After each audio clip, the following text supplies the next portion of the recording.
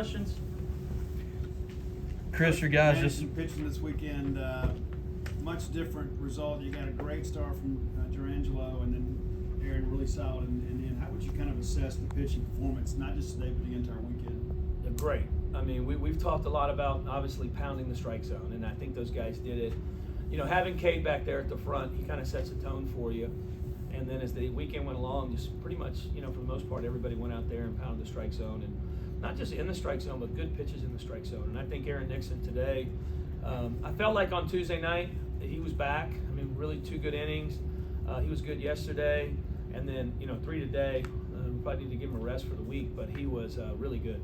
How good was he there in that inning where he came in the game? Really it could have got away from you there. Yep. And he had a ball stung from Kemp, but got the double play. I mean, how big was that, even after surrendering a couple of runs that inning? Yeah, just, when I went to the mound, we just talked about minimizing it. Just keep it tight, keep it close because, we felt like we could get to their bullpen, which we ended up doing. But I thought the play by Mershon was huge too. I mean, making that play under pressure and being able to turn it and get us off the field was huge. But Nixon was really good. I haven't used him, much in the middle, bring him into a dirty inning, but he came right in and threw strikes. Durangelo, first time in his career, he goes 4 scoreless to kind of open the frame. I know that's what you've been looking for from him, but what would you assess? Maybe it's a little bit different. He did throw some from the left side today too. So what was different today's start, maybe compared to the last 2? I just I knew he was going to throw lefty last night, and I didn't tell you, so I know you're mad at me when you asked me. Keep some things secrets from the opponent. He's just been working. We gave him an extra day or 2 this week. From last week, we were able to. He's had a couple starts. We've had to move up. He's just had some weird outings, some big outings. Today was a big outing, but he's just a lot more composed. He works really hard. I said that last night. His work has been really good, and I thought, him from the left side, I think that's about as sharp as it's been this year. You mentioned the double play by Mershon, but the play before that, I know they tied the game on it, but Slade was able to knock it down, keep it in the infield. Do you feel like him kind of saving an extra run there, kind of kept y'all in it? I wish he would have stepped on third. That's what but yeah, I think knocking it down is huge. I mean, that's one piece of it, being able to keep that ball in the infield. I'm on him right now about catching that ball and stepping on third a little bit more. But he's playing better, and his, he's doing a great job of playing defense. I know he'd like to have a couple of bats back, but right now he's still been able to go out there and make some plays for us. Things obviously haven't been perfect for y'all this year, but the last 3 weeks especially, it just seems like the guys are really battling at pretty much every level. I mean, what have you seen from your team, especially since that South Carolina series? Yeah, I thought even in the South Carolina series, I mean, it was a disappointment for us because we had 2 games there late that we felt like we could win. And they're good, and that's why they won them. But these guys have been getting after it. And even when we were playing bad, like I've had teams, that put their head, like our group just kept coming and working, and they're still doing that right now. And hopefully, as we go through this, it builds momentum for us week to week. And we got a big week coming up. We don't, we put ourselves in a hole to where we don't have a lot of, you don't get weeks off anymore. We have to be ready and go and just try to do our work. But we can't think about the past either. I think they understand that, and they're having fun right now, which is good for them. You look at Hunter, these 2 seasons that he's been here, and Dakota with what he did this weekend. What's it like seeing young guys from the state kind of come in and play such a big role immediately in this rivalry? Yeah, they when I showed up for this rivalry, and I had Jake Mangum, and he was absolutely crazy for this rivalry.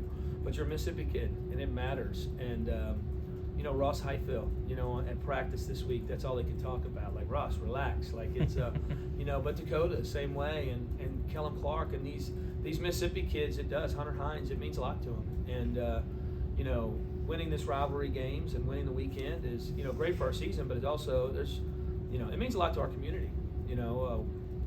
Back in the office tomorrow, somebody probably gets to talk trash and the other doesn't. And so for us, for our fans, they it means a lot. And I think we've done across the board, with our sports this year. I think we played really well against them. So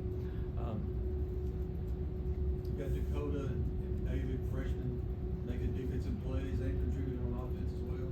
And you got Lowell on the mound. He's a freshman. Let's talk about the youth of this team. Well, it's one of the things we've talked about all year. We knew we were young. And I was a little bit, we had some injuries early, but we're also young. We're probably one of the younger teams in our league right now, but those kids they're not young anymore. I mean, after this weekend, really what else could Dakota Jordan play in besides a super regional, from that side? So those kids, they're learning, they're getting better every day. Bryce Highfield's young. I mean, we have good young players, and they're starting to play like older players. It's one reason we're playing better. You get the big home run from Hunter in that 7th inning. Did you feel like that after David, stole second base with kind of your 3 hottest hitters at the plate, you're going to kind of pull through there? I did until Colton's at bat.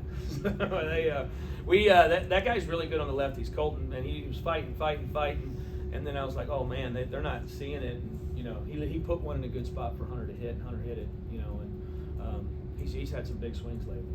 How big has it been to have Dakota playing the way he is? I mean, in that situation, probably see teams pitch around Hunter a lot, but I'm assuming they didn't want to face Dakota either there. That's a big piece right now that's going on. And that's what early in the year when he was cold, Dakota started slow. Those are some of the dynamics that we dealt with. And right now, you got to pitch to Hunter a little bit, and you got to think about those guys. And I like the depth in there because then if you got Luke Hancock, who may not be the home run threat like some of those guys, but he's not going to get himself out. And I think that's a tough dynamic for other teams to fight through. Coach, since 2016, Mississippi State is 21-6 against Ole Miss. Obviously, that predates you coming here. When you've had a success against a team like that, how difficult is it maybe to get up? Even though Ole Miss has been an elite team, won a national championship, I mean, did you have to say anything this week to your kids to get them going, or do you have to explain? I'm trying to calm them down. So that's the vibe here is, too excited, especially with Super Bulldog weekend and everything else. You're almost trying to bring them down. And we made sure they knew the level of importance of the game. I always tell them I'm never going to tell you this is just like any other game. A lot of people in rivalry games will try to deflect it. We talk about the importance of it, but really trying to keep them calm and be able to play relaxed and aggressive. That's kind of been the mindset all week long. And we did, thought we played a little tight on Friday night. Tip your hat to their pitchers, but I thought after we got to about the middle of the game yesterday, they loosened up and started to have some fun. Kind of big picture, just another series win in this rivalry. And in the way that y'all were able to win these 2 games, kind of grinded out type games, what does that just do for y'all moving forward? Yeah, it's just momentum. And we need it, conference play wise. We just, every game that we can get back is what we're trying to get. So we're, it's week to week, and it's, our mindset's on the SEC games are so important to us right now. Being able to get some wins back for, as you're pushing, trying to get in the postseason. Some of these younger guys too, I know that's like you tell them about crowds. Well, now they've seen it and played in it, now won in it. How much easier does that make your job to kind of manage the atmosphere moving forward? Well, it's like I told Nate Doan, we had our meeting here before the game. You'll probably never pitch in that intense of a moment until you're in the big leagues. Because even if you go to Omaha, it doesn't feel the same. I always say it's more stressful here, and it's in a good way. They're on your side, but it's still, you're going out there and this place is rocking. I mean, you can't hear in the dugout. You can't hear anything in the 9th inning. And, I was really proud of Nate last night because he fights to get out of that inning. And once you give it up, man, it's crushing when they tie it. And he throws that great 3-2 slider at Utermark at the end to get us off the field, and we can come in and win it. But I just, I told all the kids that's as big as you're going to probably play in until, you get to the postseason. Talk about it being a young team, I guess. How were they able to flush the crowd, the wind, the concert afterward to come in today, in an early game and come out strong? I was worried about that concert. So, with young ones, they're just so happy they won that game. They're not worried about the next game. So, they all hung out here. What a cool event. I came for about 15 minutes. So, but what a cool event. And I'd really probably, we have so many people. I said a little bit yesterday that, man, how many people went into work for Super Bulldog weekend? For all our sports, for all our events, for all the things that happened here, and for our community. Man, you tip your hat to a lot of people in our athletic department because it took a lot of effort. I had a question about Gotro and the job he's done with the offense. We're seeing a lot of guys, averages pop up, and Kellen's becoming a more complete hitter, it seems. I mean, from the developmental piece, what have you seen from your hitters this year, even throughout this year, not even from last year to this year? Goat's the best in the business. I mean, we have from the hitting side, it's just a daily message that stays the same, very consistent. We're probably not as scientific as a lot of other programs, but it's a little more old school, but it's getting guys in good positions to hit and having a great approach and then building great confidence. And I think that's probably the best thing that he does. He builds tremendous confidence in his guys. Sometimes I got to back away from the hitters because, why'd you swing there? And Go never goes in that mode. It's just one of the best in the business.